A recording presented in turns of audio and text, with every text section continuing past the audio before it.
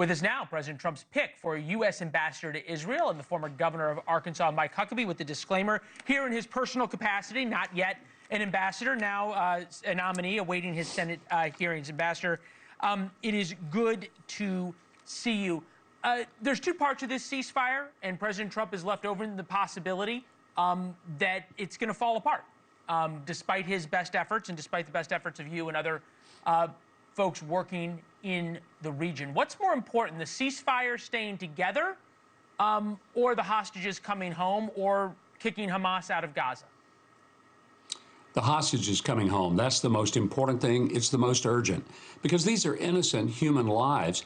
They've been kept for now 470 plus days in horrid conditions, tortured in many cases, and it's time for them to come home. And they're being held not by a government, not by a military. They're being held by terrorists and savages who brutally murdered over 1,200 Jewish people on October the 7th of 2023. So that's the first thing. But then Hamas has got to go. There's no way they can stay. I think it's not just a matter of them staying and governing Gaza. They just have to be eradicated because there's no way to ever trust them, to ever successfully deal with them, or to believe anything they say. No argument in terms of how to deal with Hamas, but we're setting up a dynamic here of bringing the hostages home. In order to do that, at least under the current construct, means a permanent ceasefire, which would leave Hamas in power. And that's what I'm trying to figure out in terms of a policy standpoint for the U.S. government. Is it acceptable to the Trump administration? Is it acceptable to you even that that the hostages come home and Hamas stays in power? I've heard no one from the administration suggest that Hamas can stay in power in Gaza or anywhere else. I don't think anybody believes that.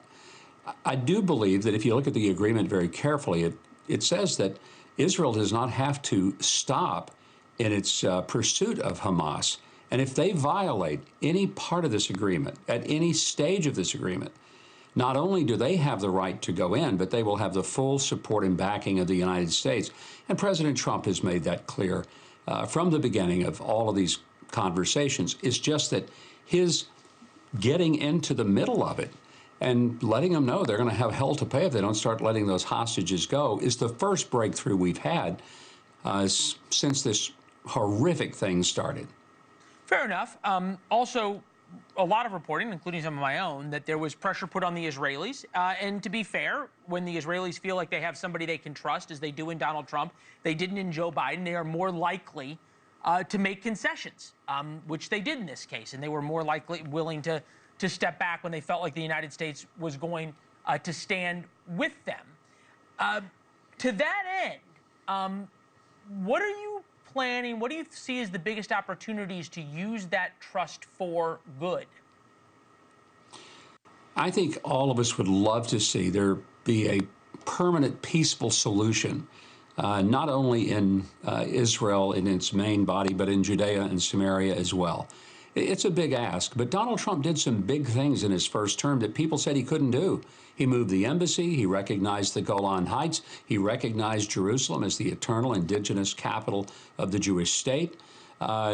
He took away sanctions that were really making it difficult for Jewish people to live in Judea and Samaria.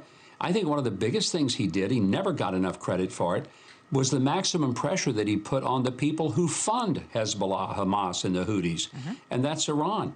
And by putting the maximum pressure and really making it tough for them to survive economically, he had them on the ropes.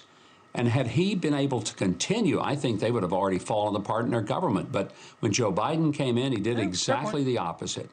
He just stopped all of the sanctions against Iran. Next thing you know, they're flush with money, and what'd they do with it? Build schools and streets for their people? Nope, they funded terrorism, and 1,200 innocent Jewish people were slaughtered, massacred 470-odd days ago.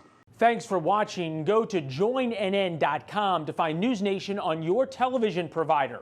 And don't forget to click the red subscribe button below to get more of NewsNation's fact-driven, unbiased coverage.